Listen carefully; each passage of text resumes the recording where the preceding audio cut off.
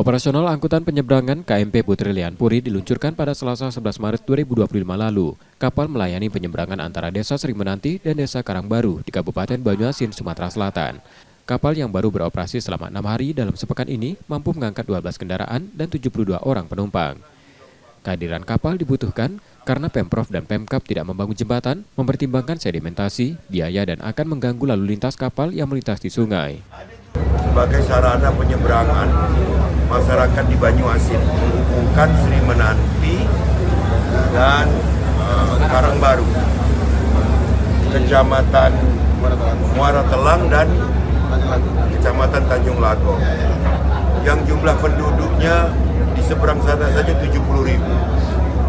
Di sini 40.000, berarti ada interaksi lokal ini sekitar 100.000 penduduk. Data Pemkab Banyuasin menyebut, desa di Karangbaru ada sekitar 27 dengan penduduk 70.000 lebih. Desa-desa tersebut merupakan penghasil padi di Banyuasin sebesar 40% dari total produksi. Tim Liputan, Kompas TV, Banyuasin, Sumatera Selatan. Yang kami hormati